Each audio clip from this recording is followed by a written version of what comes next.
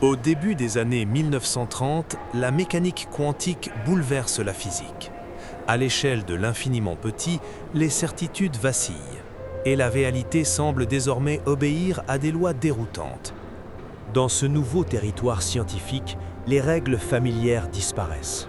Les particules peuvent se comporter comme des ondes, et le hasard semble s'inviter au cœur même de la nature. En 1935, le physicien autrichien Erwin Schrödinger propose une expérience de pensée. Son objectif n'est pas de divertir, mais de révéler l'étrangeté profonde des principes quantiques lorsqu'on tente de les appliquer au monde visible.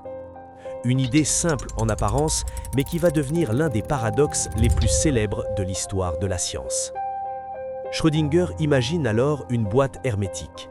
À l'intérieur, un chat, un mécanisme et un événement quantique capable, selon le hasard, de déclencher la mort de l'animal.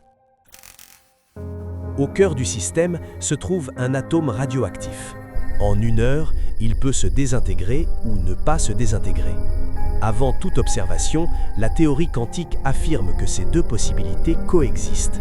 L'atome serait à la fois désintégré et intact. Selon une lecture littérale de la mécanique quantique, tant que la boîte reste fermée, le système entier demeure dans cet état étrange, une superposition. Le chat serait alors théoriquement à la fois vivant et mort. Mais dès que la boîte s'ouvre, tout change. L'incertitude disparaît. L'observateur ne découvre qu'un seul résultat. Soit le chat est vivant, soit il ne l'est plus. Comme si l'acte même d'observer faisait basculer la réalité vers un seul des possibles. Le chat de Schrödinger n'était pas une expérience destinée à être réalisée. C'était un paradoxe, une critique, une manière pour Schrödinger de montrer l'abîme entre le monde quantique et notre expérience quotidienne. Et pourtant, près d'1 siècle plus tard, cette idée continue de hanter la physique. Le chat de Schrödinger est devenu le symbole d'un mystère profond. Car une question demeure. À quel moment le possible devient-il réel?